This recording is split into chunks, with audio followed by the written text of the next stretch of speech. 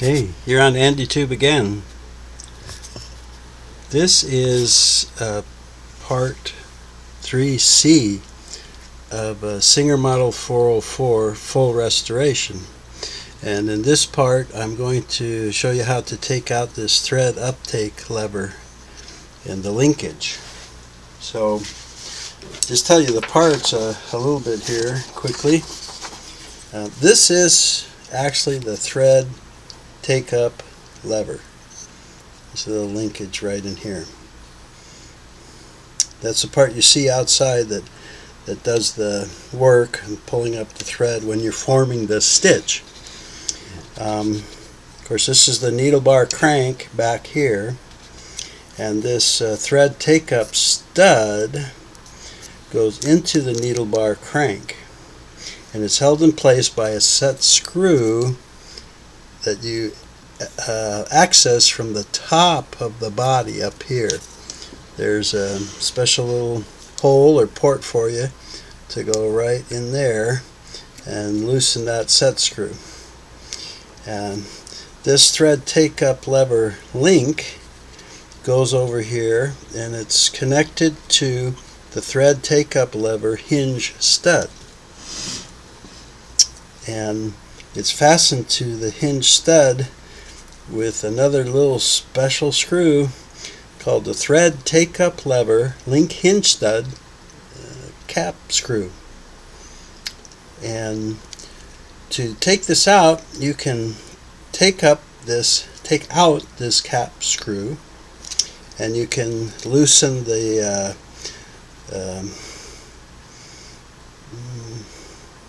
take up stud set screw, and you work it straight out of the face. Now this is a tricky little screw sometimes because the head of it is really thin and the slot is also thin. And my new screwdriver set, by the time I found a tip that would fit in that skinny little slot right there, it was way too short, too small. So I'll be using some of my old screwdriver, the regular taper, to get in there. Now a lot of people don't even want to mess with that screw, so instead what they can do is go up here, find that for you up here, and there's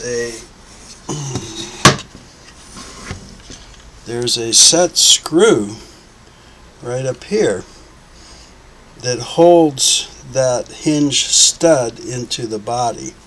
As a matter of fact, I hope this is going to show on the camera. There's the end of the hinge stud right there. So again, a lot of people, if they're not changing the linkage, they just want to get it out of there, they will just take out the whole stud and then the linkage, along with it. So that's still in the view there. Yeah. So, but I'm going to take this screw off. I've done it before, and I wanted to show you because it's one of those backward ways. To loosen the screw, you turn to the right.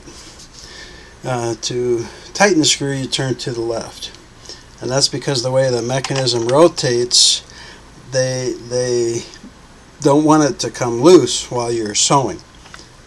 So let's go ahead and do that to be able to see. Oh, I should have showed you that too. I'm sorry. You won't be able to see in there very good, but that's the access hole for the set screw to that hinge stud in the needle bar crank. So that's where I'll be putting the screwdriver down in there to loosen that set screw. And let's see if we can maybe get it at an angle here that you can see. So when and again, I soaked this real good with the WD-40 overnight. So when you get in here, you got to remember to turn it right if you want to just take this screw out. There it goes. See kind of some cruddy black stuff leaking around it from the WD-40, softening it up. I wanted to show you the screw because it's another one of these proprietary Singer screws. You know, the threading system was their own threads per inch pattern, and a lot of these specialty screws, and this is one of them. Maybe they're real proud of it. I wonder how much the person got paid to thought up the name of all these parts. Here we go. Alright, let's get that down here. So there is the screw, and you can see how thin that head of that cap screw is. And this has got a couple of scratches here, so it was either taken off or attempted to take off.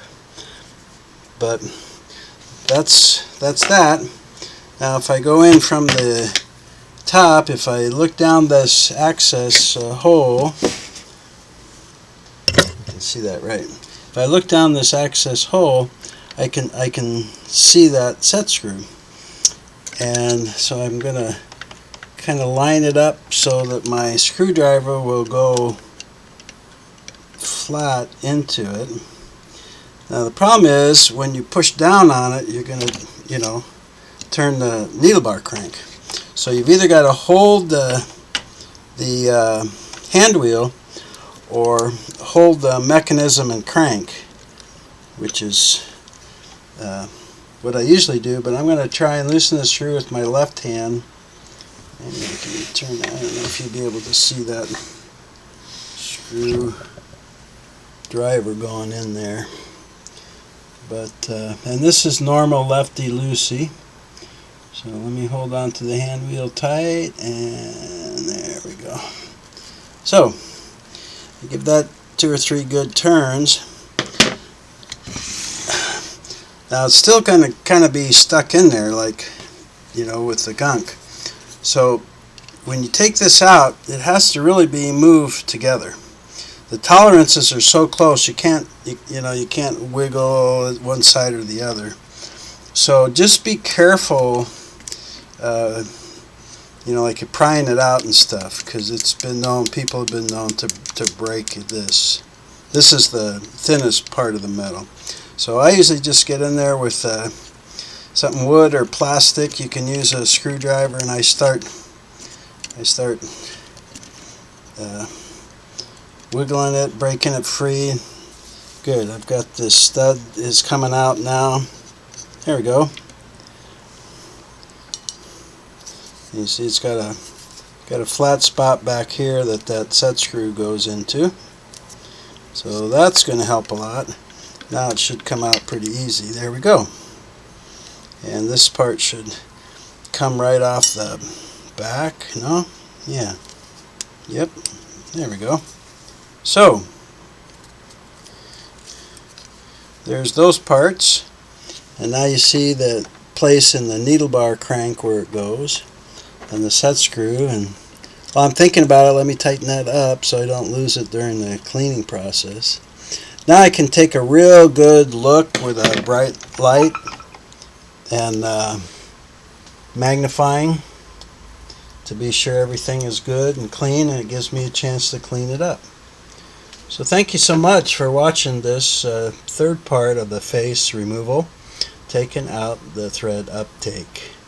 Hope to see you on the next video. Well, I will do the throat plate positioning bracket.